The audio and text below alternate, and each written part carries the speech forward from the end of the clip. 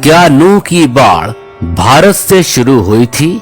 हम कुरान से जानते हैं कि नूह की बाढ़ के बाद उनकी विशाल नाव जूडी पर्वत पर आकर रुकी थी। वास्तव में यह जूडी कहाँ है?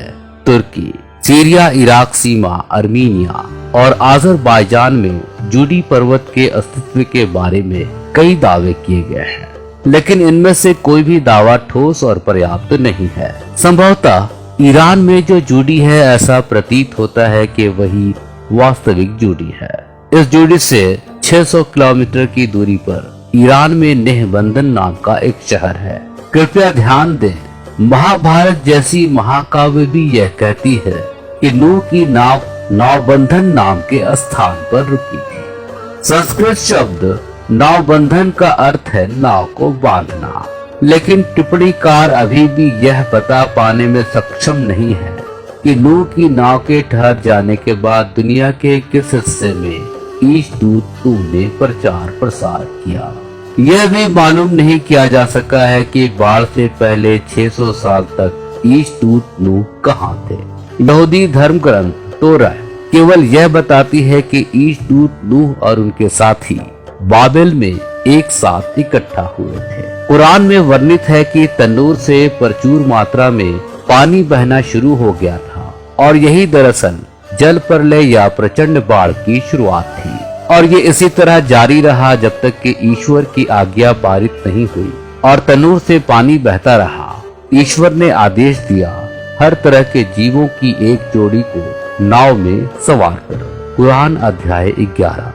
तनूर अरबी भाषा का नहीं बल्कि एक पारसी शब्द है जिसका उपयोग तंदूर के अर्थ में किया जाता है जिसमें रोटी सेंकी जाती है। अधिकांश टिप्पणीकारों ने इसका तात्पर्य इसी अर्थ में लिया है और कुछ ने ही इसका अर्थ पृथ्वी की सतह से लिया है, जिसका अर्थ है कि पृथ्वी की सतह से पानी का निकलना। लेकिन कुरान में अल का उपयोग तनूर शब्द से पहले किया गया है जिसका तात्पर्य है एक विशेष तनूर। आइए इस संबंध में विद्वानों के स्पष्टीकरण को देखें। ये कहा जाता है कि तनूर शब्द का उपसर्ग अल है, जो कि अरबी भाषा में निश्चित लेख या वस्तु के लिए उपयोग किया जाता है। तब इस बात की प्रबल संभावना है कि ईशदूत नूह पहले से ही अल तनूर से वाकिफ थे, विज्ञ थे। हसन बसरी का कहना है कि तनूर पत्थर से बना था और ईव या हवा उसमें रोटी सेका करती थी। फिर बाद में यह तनूर ईशदूत नूह के स्वामित्व में आ गया और उनसे कहा गया था कि जब कभी भी तुम तनूर से पानी को निकलते हुए देखना, तब तुम अपने साथियों के साथ नाव पर सवार हो जाना। और यह कि तनूर आदम का था, मोहम्मद नईम मुरादाबादी द्वारा कुरान की टिप्पणी में भी कहा गया है। इससे पहले हम इब्ने अब्बास के कथन को तफसीर फतुल कदीर से लेकर बता चुके हैं कि भारत में आदम का तनूर था। आइए हम इस विषय को एक अलग दृष्टिकोण से देखते हैं। तनूर शब्द के बारे में विभिन्न तथ्यों को एक साथ एकत्रित करते हुए शौकानी ने लिखा है। 8वां कथन है कि तनूर एक जगह है जो भारत में मौजूद है। इस बात का उल्लेख करना संदर्भ से बाहर नहीं होगा कि जब मैंने रेलवे टाइम टेबल में इस शब्द तनूर को खोजा तो मैंने पाया कि तनूर नाम का स्थान केरल में है, और जब मैंने मानचित्र पर इसका पता लगाने का प्रयास किया तो मुझे पता चला कि यह जगह तनूर केरल के जिला मल्लपुरम में समुद्र के किनारे स्थित है।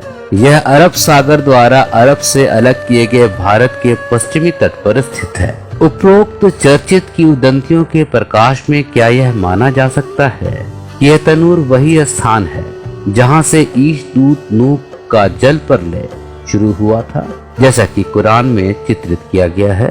तनूर के बारे में बताई गई अन्य सभी बातों में ये तुलनात्मक संबंध स्थापित होता है।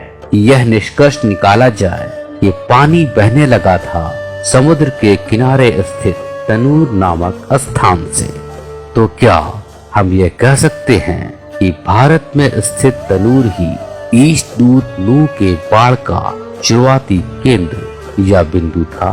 इस विषय पर और अधिक जानकारी के लिए जुड़े रहें हमारे साथ।